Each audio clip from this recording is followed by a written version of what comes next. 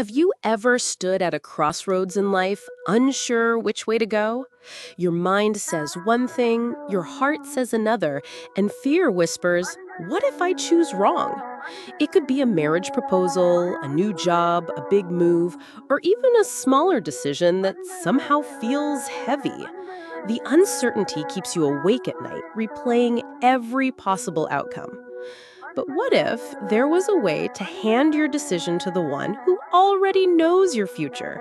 A way to be guided, protected, and blessed, even if the path doesn't look like what you imagined.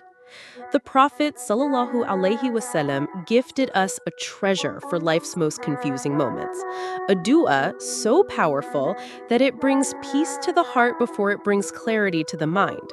He taught us to say, Allahumma inni astakhiruka bi'ilmik wa astaqdiruka biqudratik wa as'aluka min fadlika al-azim. Oh Allah, I seek your guidance through your knowledge, and I seek ability through your power, and I ask you from your great bounty. This is Salat al-Istikhara, the prayer of seeking guidance. It is one of the most beautiful signs of our faith because it reminds us that no matter how wise or experienced we think we are, Allah's knowledge is infinite, His power is unmatched, and His generosity never runs out. When you pray istikhara, you are not just asking for an answer. You are placing your heart into Allah's hands. You are admitting, Ya Allah, you see the future. I don't. You know what's best for me. I don't. You can make things possible. I can't. Many people misunderstand istikhara, thinking it will bring a dream with a clear sign, green for yes, red for no. But that's not what the Prophet ﷺ taught us. Istikhara is not a mystical fortune-telling ritual. It's a conversation with your Lord, one where you seek the best outcome and then allow Allah to direct you toward it. Sometimes the answer comes through ease and opportunities opening up. Sometimes it comes through obstacles and a path quietly closing. And yes, sometimes it comes through a deep feeling of comfort or discomfort in your heart.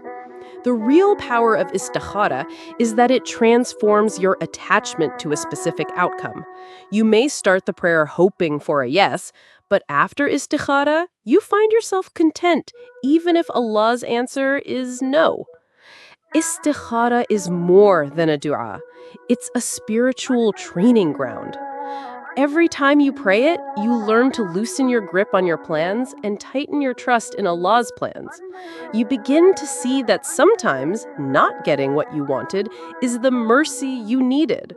The Prophet ﷺ said, "You will never leave something for the sake of Allah, except that Allah will replace it with something better for you." Musnad Ahmed. Istikhara embodies this hadith. It teaches us that whatever Allah writes for us, even if it's wrapped in disappointment, carries hidden goodness. When you finish praying istikhara, you don't have to live in anxious suspense, scanning for signs. You walk forward with trust. You take the next step with confidence, knowing that if it's good for you, Allah will make it happen, and if it's not, He will turn you away from it gently. And that's the most beautiful part. You are never truly losing. Whether Allah gives or withholds, He is always guiding you toward what is best. With istikhara, you win either way, because the one who knows all has chosen for you. The beauty of istikhara lies not just in the dua itself, but in the way you approach it, with sincerity, humility, and full trust in Allah's wisdom. Here's how to perform it exactly as the Prophet ﷺ taught. Before praying istikhara, Islam teaches us to first use our mind, gather information, and consult trusted people. The Prophet ﷺ said, "The one who consults will never regret." Tabarani. Istikhara is not for when you are lazy to think. It is when you have done your research but are still unsure. So first, take the time to weigh your options. When you are ready, pray 2 units of voluntary prayer. This should be done outside of the 5 obligatory prayers, although it can be offered at any time except the prohibited times for prayer. In the first rak'ah, after Surah Al-Fatiha, you can recite any surah you wish. Some scholars recommend Surah Al-Kafirun. And in the second rak'ah, another surah. Some recommend Surah Al-Ikhlas. But there is no fixed requirement. Once you complete the 2 rak'ahs, raise your hands in dua and say the Istikhara dua taught by the Prophet ﷺ. اللهم إني أستخيرك بعلمك وأستقدرك بقدرتك وأسألك من فضلك العظيم فإنك تقدر ولا أقدر وتعلم ولا أعلم وأنت علام الغيوب اللهم إن كنت تعلم أن هذا الأمر mention your matter here خير لي في ديني ومعاشي وعاقبة أمري أو قال عاجل أمري وآجله فاقدره لي ويسره لي ثم بارك لي فيه وإن كنت تعلم أن هذا الأمر شر لي في ديني ومعاشي وعاقبة أمري أو قال في عاجل أمري وآجله فاصرفه عني واصرفني عنه واقدر لي الخير حيث كان ثم أرضني به.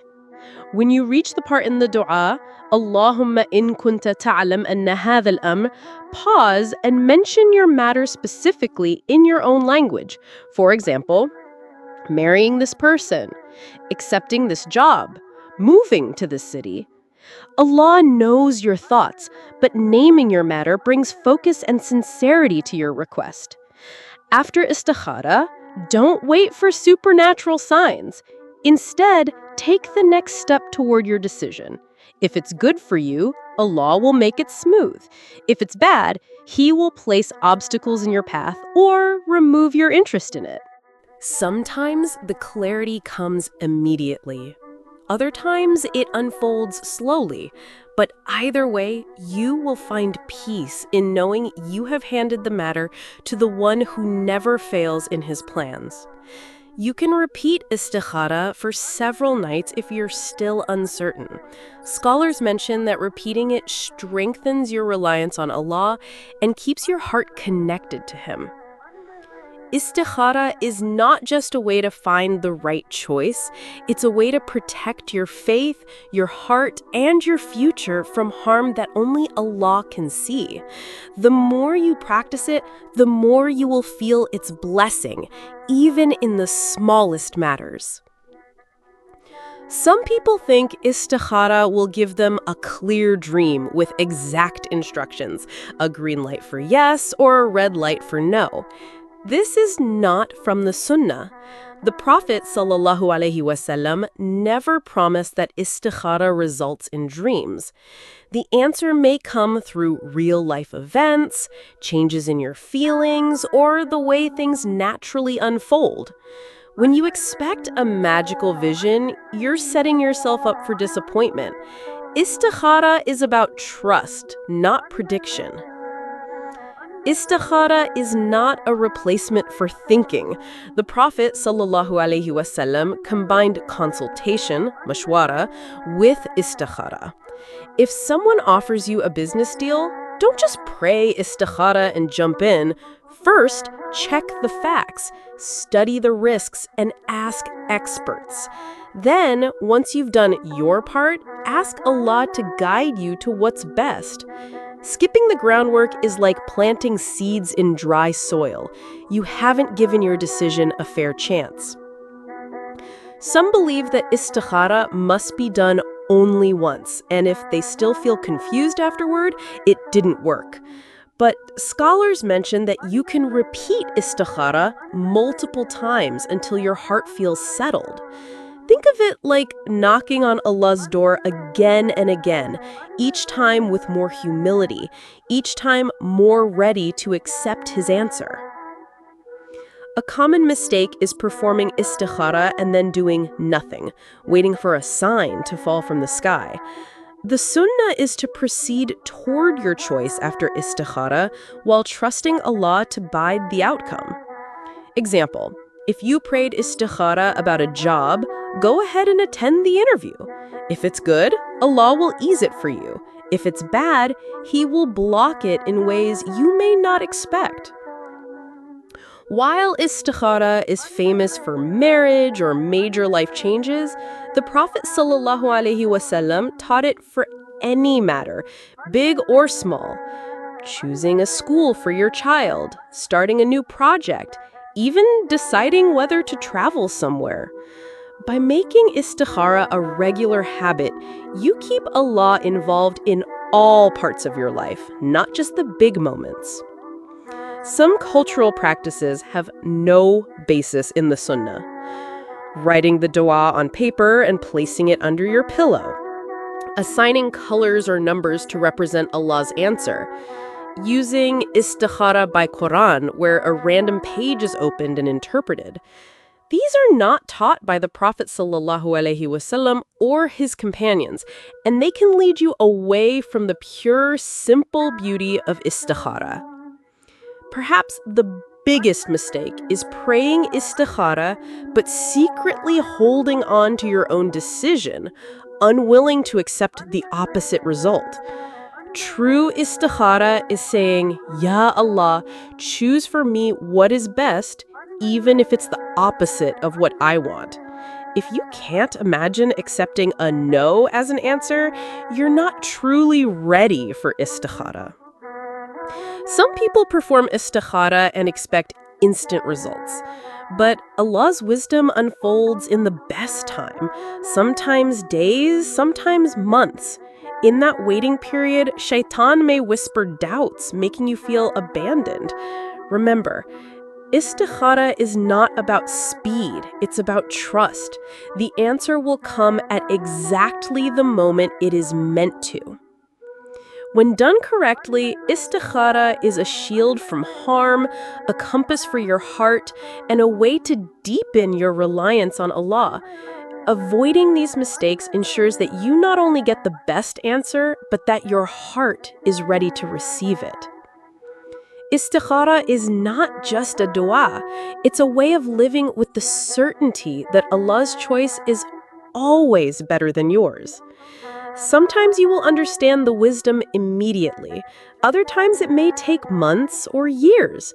But when you look back, you will see that Istikhara didn't just change your decision, it changed your heart. One of the most beautiful gifts of Istikhara is not just the decision you make afterward, it's the calm that settles into your heart.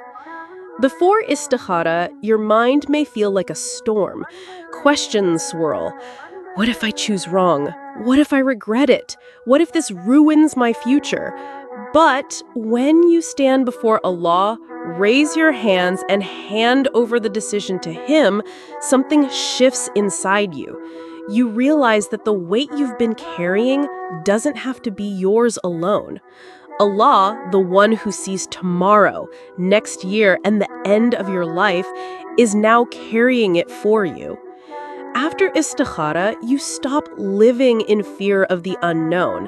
The what-ifs that once robbed you of sleep begin to lose their power. You no longer feel the need to control every outcome because you trust that Allah's choice will always be better than your plan. This doesn't mean life will suddenly become easy or perfect, but it does mean that you can face whatever comes with a heart that says, this is exactly where Allah wants me right now. Many people are surprised at how light they feel after Istikhara, even before the answer becomes clear. This is because the act of praying it itself is an act of surrender. You are saying, Ya Allah, if this is good for me, let it happen. If it's not, remove it from my life and remove my attachment to it. That second part is powerful. Sometimes what keeps us in pain is not losing something, it's still wanting what we lost. Istikhara heals that by helping your heart accept, even love, Allah's alternative for you. The peace after Istikhara is not loud or dramatic. It's quiet. It's the feeling of opening your email to find a rejection and still whispering, Alhamdulillah. It's seeing a door close and believing another will open, even if you can't yet see it. It's watching your life take a turn you didn't plan and realizing you're still on the best path. This quiet certainty is the mark of someone who truly trusts their Rabb. When istikhara becomes a regular habit, your life changes. Decisions no longer feel like gambles. You live with less stress and more gratitude. You start to notice that even when things don't go your way, they still somehow lead to something better. A stronger faith, a deeper relationship, a protection you didn't even know you needed. The Prophet ﷺ said, "Whoever is pleased with Allah as his Rabb, with Islam as his religion, and with Muhammad as his prophet, has tasted the sweetness of faith." Muslim. Life will never stop presenting us with choices, some small, some life-changing. We will always face moments of doubt, uncertainty, and fear about the future. But as believers, we carry a secret gift that lifts that burden from our shoulders. Istikhara. It's more than a dua. It's a declaration of trust. It's telling Allah, I want what you want for me, even if I don't understand it yet. When you make istikhara a habit, you stop chasing what isn't meant for you. You stop fearing the wrong choice. You learn to walk through life with the peace of knowing that every yes is a blessing and every no is a protection. So the next time your heart feels heavy with a decision, don't carry it alone. Stand before your Lord. Pray those 2 rak'ahs. Pour your heart into the dua and then step forward with certainty. If Allah chooses it for you, it can only lead you to what is best. Your future is too important to guess. Let Allah guide you. If this video helped you understand istikhara, don't just keep it to yourself. Share it so someone else can find clarity too. Like if you've learned something new. Comment if you've ever experienced the power of istikhara. Subscribe for more heart-touching Islamic guidance that strengthens your faith. Remember, one dua can change your life. Make istikhara a part of your decisions and let Allah choose the best for you.